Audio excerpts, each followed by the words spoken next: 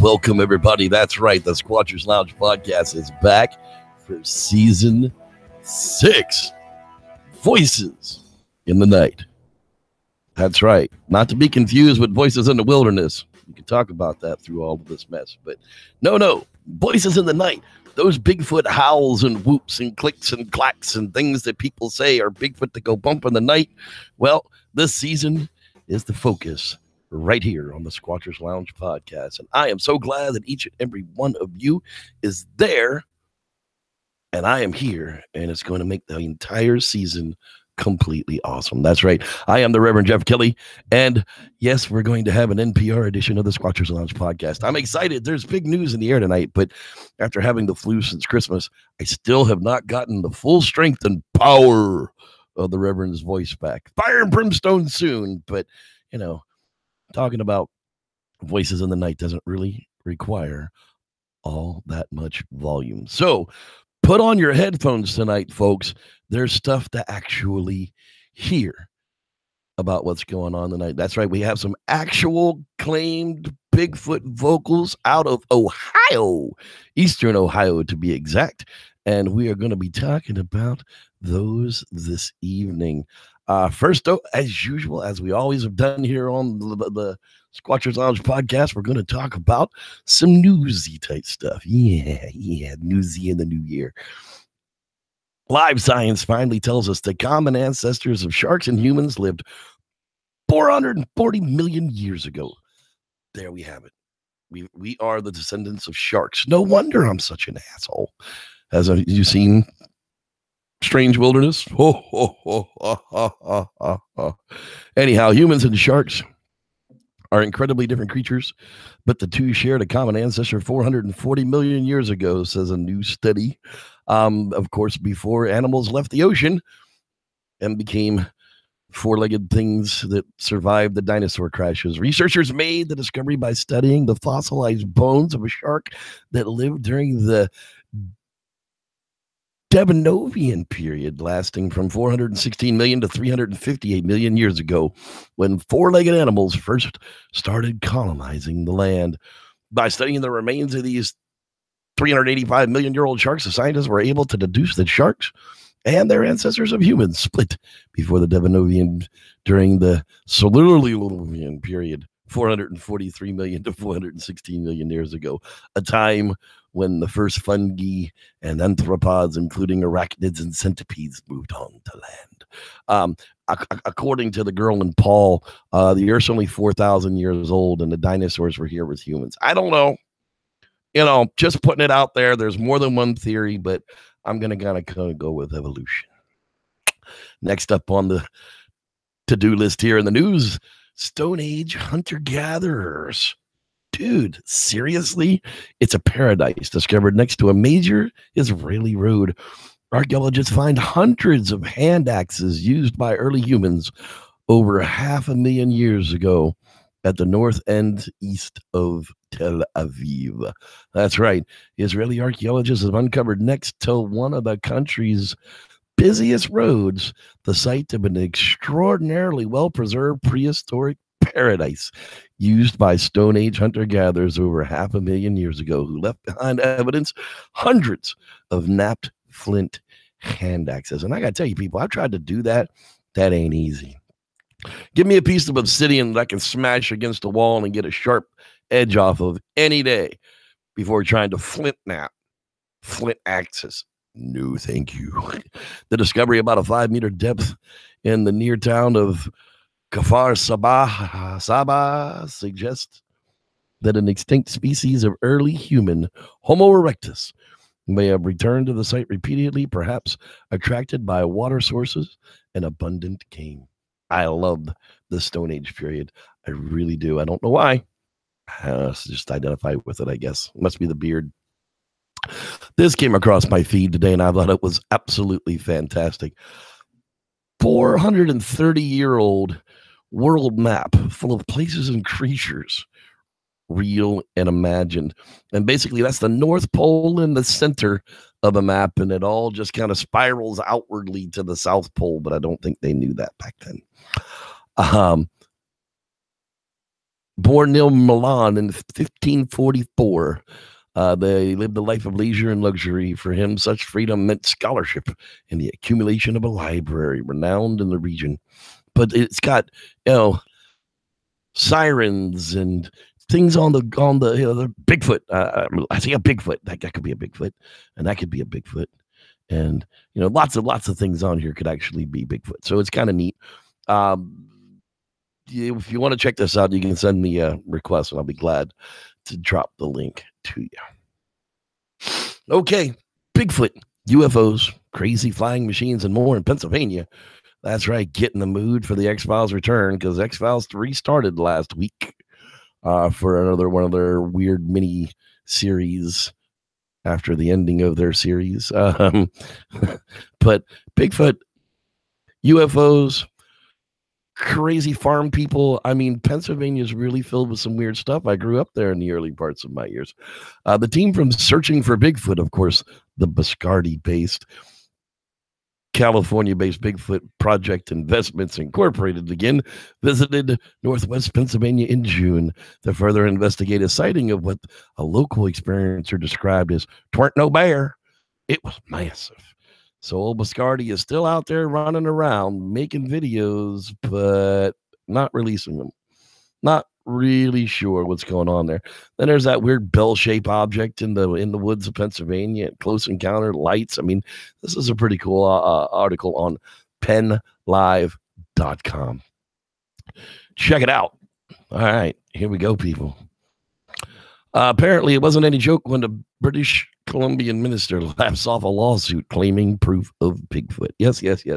This is what we were talking about with the Discovering Bigfoot project of Todd Standing, the hoaxer. Self-proclaimed Sasquatch tracker and documentarian with a history of dramatic, unproven claims is suing the provincial government of British Columbia in an effort to prove the existence of Bigfoot in court. Director Todd Standing claims he has photographic proof of the mysterious creatures. His lawsuit calls for a judge to declare that Sasquatch exists and for a wildlife official to accompany him on a 3-month hunt for one of the creatures. Yeah. Well, apparently the lawyers are loving it because there's as soon as we go to court, we're getting it thrown out. George Hyman, BC's Minister of the Environment, laughed off questions about the Sasquatch this week. Nevertheless, though, a taxpayer-funded lawyer will be required to address the civil claim in court. So, yep, just like everybody here in America, this dick gets to cost the taxpayers money in Canada as well. Okay, announcement time on the podcast. The 2018 Ohio Bigfoot Conference has been announced. 2018, May 5th at Salt Fork State Park Lodge, just outside of Cambridge, Ohio. If you want more information, go to the Ohio Bigfoot Conference.com. And speaking of announcements, in May, that's right, people, the very first Expedition Stumpy Eldorado Bigfoot Watch campout is also announced for May 18th, 19th, and 20th, 2018 at the Stumpy Meadows Reservoir Black Oak Large Group Campground. If you search that, I know it's a long phrase. If you search that, it'll pop up in your Google pictures and the images, and you can take a look around. Fantastic venue. No electricity, but they do have vault crappers and running water. It's a well-maintained place. There's dumpsters and garbage there's actual sites. There's large amounts of shared picnic tables, a real big fire ring around out front to where we can tell live Bigfoot campfire stories, have some presentations. I've got people coming from all kind of crazy expertise, from long distance hiking to climbing to mountaineers to Bigfoot track casting to martial arts experts. I mean, you name it, we're gonna have a specialty there. There's already a bunch of VIPs signed up for it. I'll announce the names that go out with it later, but set your calendars, get your vacation set. May 18th, 19th, and 20th, we'll be leaving out of Sacramento early, probably 10 a.m. on the 18th. so that we can be there by noon, because it's just down in the Eldorado National Forest from Sacramento, a whole lot closer than the high. It's a relative elevation of 4,400 feet under hardwood canopies. Lots of pine, lots of hardwood. Yeah, bears, they're around. It's California.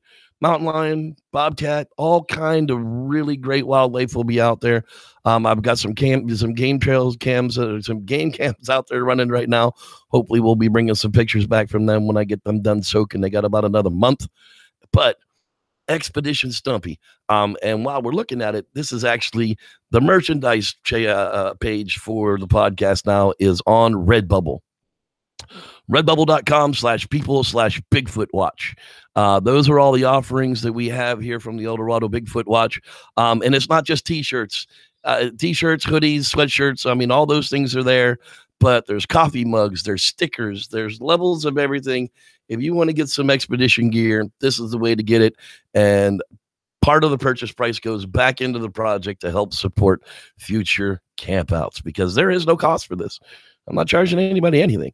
I'm going to reserve the large group campsite for the 2 nights that we need it. And, there's absolutely zero charge for this, because I just want people to come and enjoy themselves. And I know it's expensive enough to travel even within the state of California. And I've got people coming from out of state as well. So, I don't want to charge people for any type of camping to come out. The sessions that'll be out there, those will be free. The presentations will be free. They're the only thing you got to do is bring your camping gear, your food, whatever you need to survive for those 3 days is on you at your cost.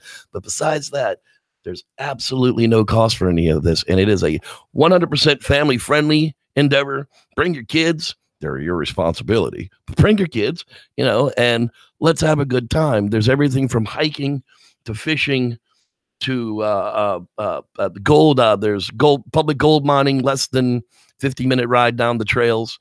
I mean, there's really a lot of stuff to do. There's a forestry. There's a Berkeley forestry station that's up in the national forest there. That's not too far to get into.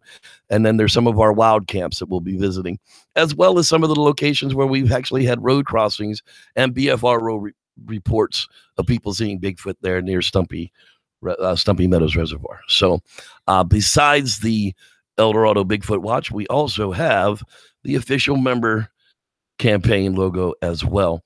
Anybody that purchases any of the items with the official member 2018 logo on it becomes an official member of the Eldorado Bigfoot Watch for 2018. I don't care if it's a sticker. I don't care if it's a greeting card. It doesn't matter. You send me a picture at sloungepodcast@gmail.com with your Eldorado Bigfoot Watch item, and you are officially in. I will send you your membership information behind it. So, again, there's coffee mugs, there's stickers, and, most of this stuff is, $22 or less. So, I mean, it really is a decent deal to at least get some merchandise out there. We've got a Bigfoot Campfire Stories campaign as well. I love that picture. Wes Losner is an amazing artist. You can get your own Bigfoot Campfire Stories mug, sticker, Glock, shirts. That's what we've got available up there. And finally, because you guys pushed me into it, the Squatchers Lounge podcast finally has some merch gear. That's right. Posters, prints, whatever you want, mugs. I love them. The art's by Wes Losner, and it's just absolutely perfect on a t-shirt. I mean, these are the premium t-shirts. They're kind of expensive. Let's not the unisex t-shirts, the classic t-shirts. Yeah, $43 for a t-shirt's absolutely insane. But the unisex t-shirt's like $22. And I can't imagine. It's still 100% cotton t-shirt. So lots of people sell on Redbubble. I'm one of them people now. There you go. Look at that handsome devil. A $21.13 shirt. Part of that goes back into the Eldorado Bigfoot Project, and we will have a fantastic time in the city tonight. Redbubble.com/people/Bigfoot Watch will put you into all of those campaigns. And thank you, finally, for pushing me into it, because, well, it's time. I mean, YouTube doesn't pay out any money for small channels like this anymore. And I don't even consider 10,000 subscribers a small channel, but good Lord, it is tough to even make back the amount of anything in this anymore. So if you want those kind of, if you need the link, feel free to catch me on on Facebook, and I will be glad to send you the link to any of that. Wow. Thank you for listening to. Okay. You know what it is time for now? It's time for me to stop babbling and give my voice a break for just a moment while we listen to a quasi theory. That's right. Our guy, Dean Cooper, bless his heart, he tried to get a new one out and it just didn't happen, but he did give us a quasi rewind. So with that, let's listen to the quasi about his beard. And now, quasi theories from a quasi scientist with your host, Dean Cooper. Some observations on my beard. A recent preliminary study has found that men's beards, when allowed to grow to at least an inch or two, grow a species of bacteria, Staphylococcus epidermidis, that has antibacterial properties, possibly even against the dreaded methicillin-resistant Staphylococcus aureus, or MRSA, bacteria. This has induced me to examine my own beard. I have not the facilities for proper bacterial culture, so I limited myself to visual observations. Here are my conclusions. Firstly, it is almost all white, but there are a few dark brown and a few gray ones left. Secondly, it is not as long as it looks. The longest individual whisker I could find is about 6 inches long. It is at the bottom of my chin. I had allowed all of them to grow as long as they wanted to a couple of years ago, but I had to stop that experiment when they reached ZZ top length and would get stuck in my armpit when I rolled over in my sleep. Thirdly, here's a fact that is little known among those who can't or haven't grown a beard. Yanking on a whisker is like yanking on a pubic hair. They have large roots, and it can hurt like the devil. Getting my beard caught in my armpit would literally yank me awake, whenceforth its current length. Fourthly, not all whiskers grow to the same length. For example, the little inverted triangle just under the lower lip, the ones the hipsters grow these days. Those grow to only a couple of inches long and rarely need trimming. The ones on my upper lip seem to want to grow forever, and mine want to grow straight, forming a classic soup strainer. I therefore trim them short. Fifthly, having a longer white beard coupled with long white hair will get one mistaken for a number of other people. Santa Claus, of course, or a wizard. I have heard background comments when out in public of a fat Gandalf being in the area, or a Hogwarts professor. I prefer to be thought of, by Terry Pratchett cognoscenti, as being employed at the Unseen University, where all us wizards never actually practice magic much, due to the widespread destruction that occurs when we fight. Pagonophobes would be justified in their fear. Boy, I enjoy being obscure. You may read the text of this on my blog at bydean.com. That's BHAIDIN.com.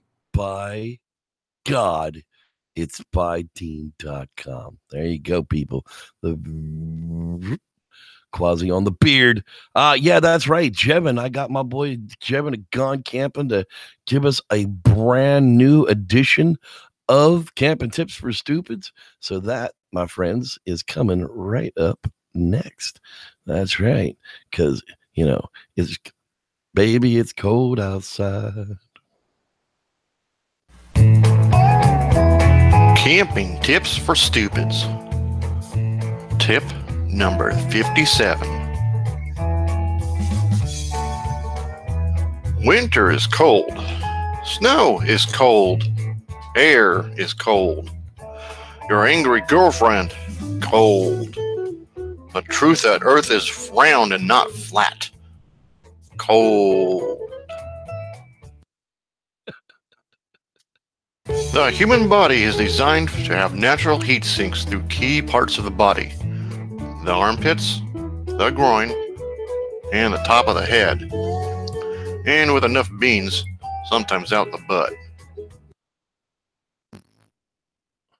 Now, since they don't make hats for groins, and because the top of the head is the major heat sink for your body and your brain, wearing warm hats in winter is essential to survival in cold climates. Things like wool sock hats or beanies, fur trapper or bomber hats, or even wool fedoras will work too.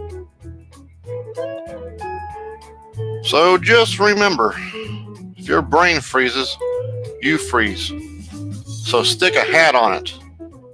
Don't rely on your millennial liberal bush of dreadlocks or your baseball caps to do the job. This has been Camping Tips for Stupids. Remember to spay and neuter your idiot population, or I'll shave you.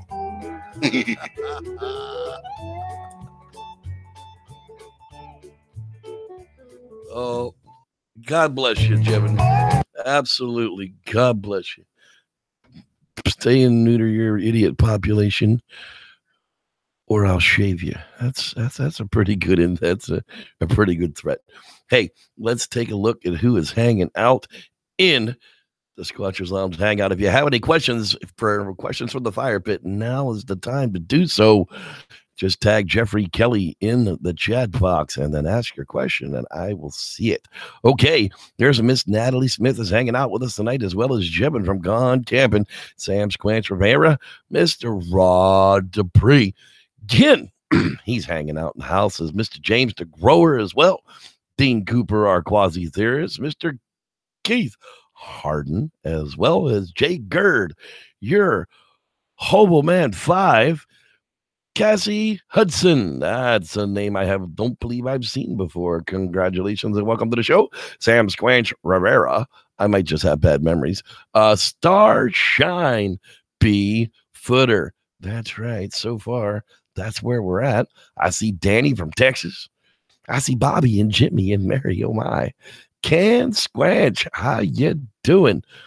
Glad you're with us tonight, as well as Brown Dwarf. I'd love to have you come out to the camp. To the camp, that'd be awesome.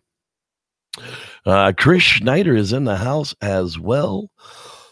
We're going to move on up here and see who else. Go pack. Well, it's already packed. Actually, I'm ready to go camping because, that's what Squatchers do.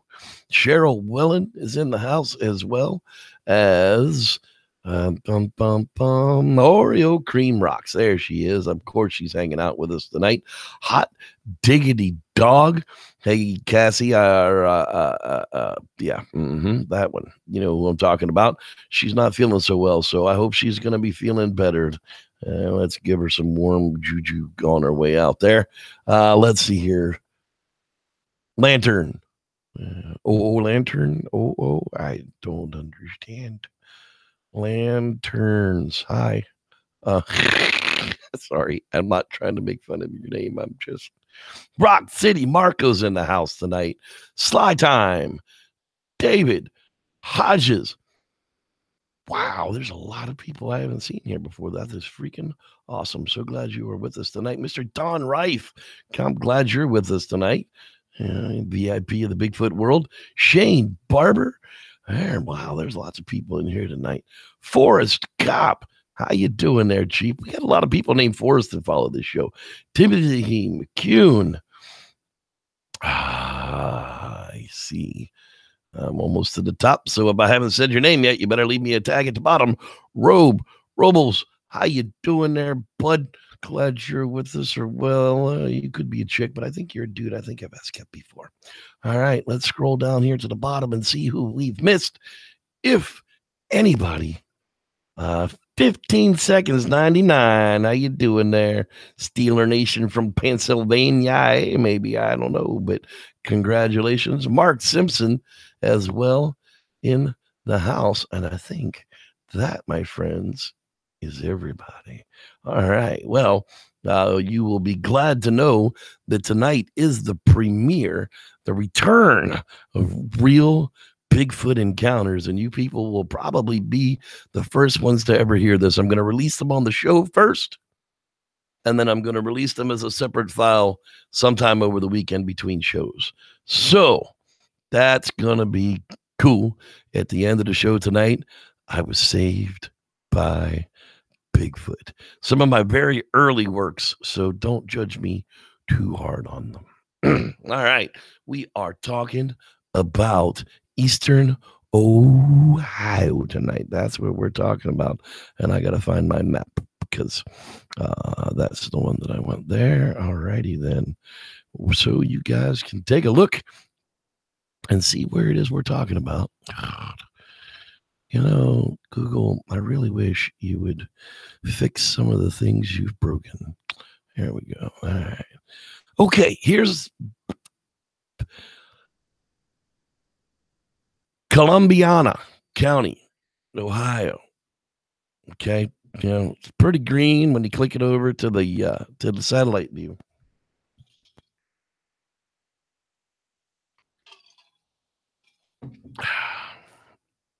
Sorry about that. Had to get a momentary taste. Was what started me down this road this week was the Southeastern Ohio Society for Bigfoot Investigation is a group on Facebook that I'm a member of, and one of the people that I actually feel, one of the groups that I actually feel is really trying to find an answer to Bigfoot. They do a lot of research at the Salt Fork State Park, but as well as other places that aren't Salt Fork, which is what I really am kind of interested in Eastern Ohio. Now, officially, 1994. The Ohio Bigfoot Howl. I know everybody's out there's probably heard reference to it, but I'm not sure if you've actually ever heard it. So I went out today and I tracked it down for us. And this is the official 1984 Ohio Bigfoot Howl as posted on the BFRO website.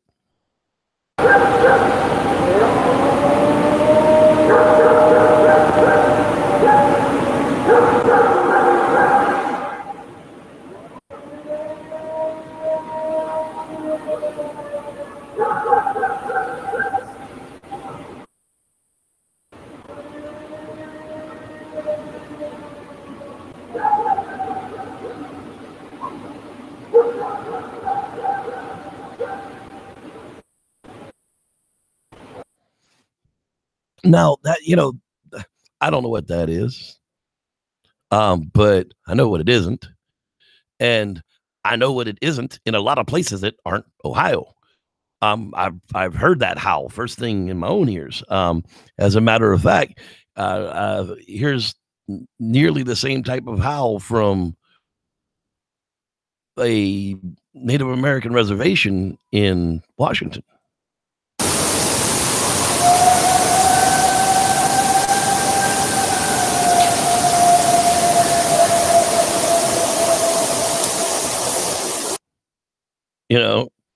Very, very similar type things. Well, again, here in 2015, they caught howls in the same type of area in the Cuyahoga Valley National Park in 2015. They were obtained by Charlie Page of the Ohio BFRO in Northeast Ohio's Cuyahoga Valley National Park around 11 p.m. in March of 2015. There's been sporadic sightings and sounds and tracks found near that area. And we've actually got a copy of that one as well. And it is just so eerily similar to the 19.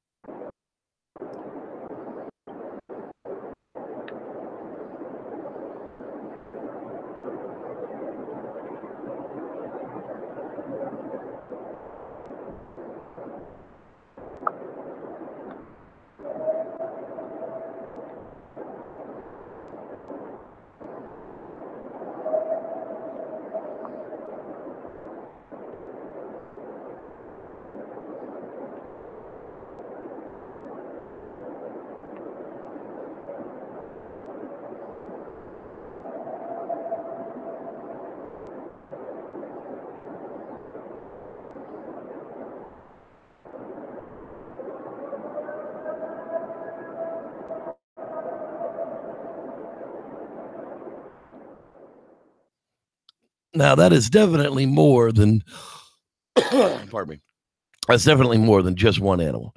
I mean, it honestly sounds like, the big fella called the chick in, and she started answering to him. And they definitely sounded as though they were getting closer and closer together. Now, those are the more famous ones. Now, this is the next one's just a little bit more strange when it comes to what it actually sounds like. Now, this one is the one that go back to that page to make sure that I'm not misquoting it. Doug Waller was the one it was sent to. And it's believed to be possibly a Sasquatch mimicking the sound of sirens.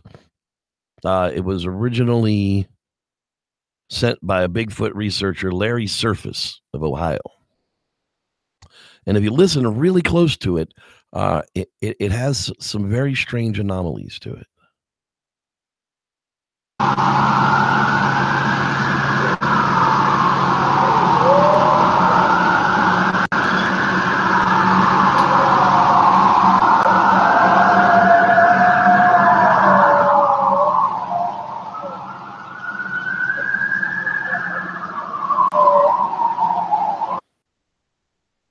Now, if you listen to it again, what it sounds like to me is something trying to mimic the sound of those sirens.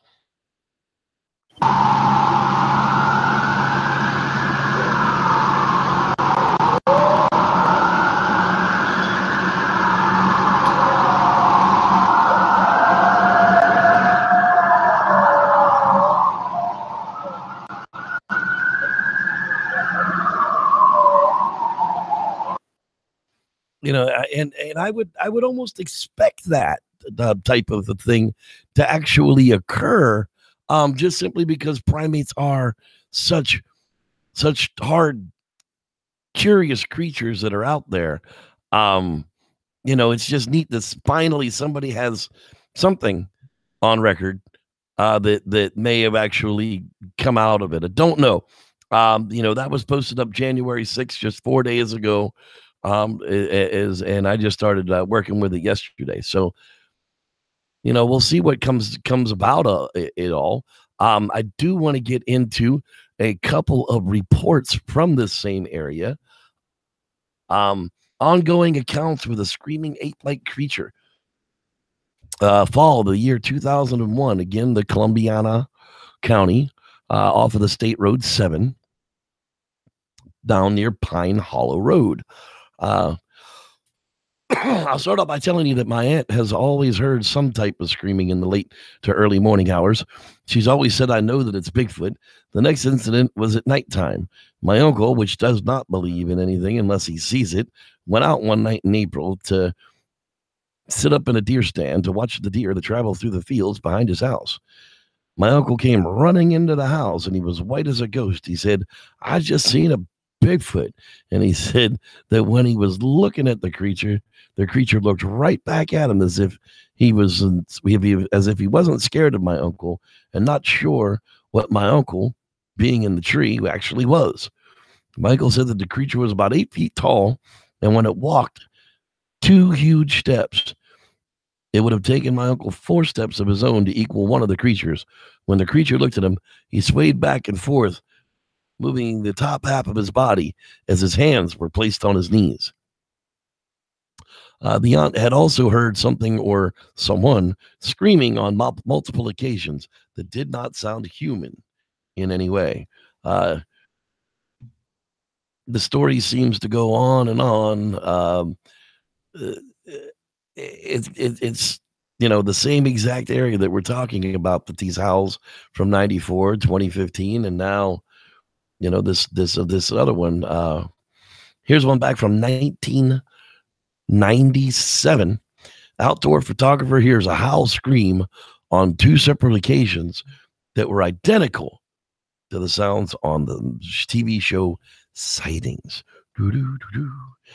This is the area in the back of the southern part of the park by Gretchen's Lock Trail heading downstream. Beaver Creek State Park. How you like that? There you go. Down State Route 7 again. And he says, I'm a photographer who lives in Northeast Ohio. A few years ago, while I was out with my camera one afternoon, I heard what I thought were Bigfoot howls or moans in Beaver Creek State Park. Sometime later, I heard them again in the very same place. The reason I've not reported this before is I do not want to be laughed at or thought to be crazy. In April of 1999, when I was walking the park again, I started up a hill and was overcome with the sense of being watched. As I watched out of the park, I had noticed there were no other people located in my vicinity. I also noticed the spider webs were still across the trail, so no one had been there before me that morning. He also noticed that it had been in that part of the park for 10 or more years, and it's very quiet, no noise in the late afternoon. That's one of the things. People hear spooky, weird things in the woods, and they don't want to be deemed crazy or strange for it. And well, I got news for you. You're probably crazy and strange anyhow. I don't think that had anything to do with it. So, with that, everybody, I'm going to have to give my voice a rest for the rest of the night. However, we do have that real Bigfoot encounter that I want you to stay tuned for. I want to thank every one of you guys out there for hanging out with me live on the second show of the year of Voices in the Night. And I'm sure next week my voice will be a lot better. So until then, this is me, the Reverend Jeff, wholeheartedly telling you, thank you for being here. And may the Squatch be with you.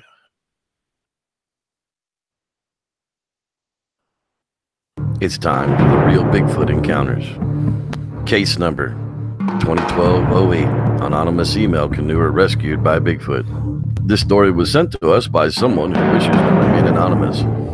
We get these sorts of emails all the time, but this one definitely takes the cake.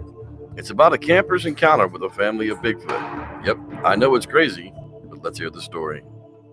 I was going through a rough divorce and decided to clear my head with a canoe trip. It was going to be grizzly country, so I packed accordingly. My only problem was my canoe should have been retired 2 years earlier.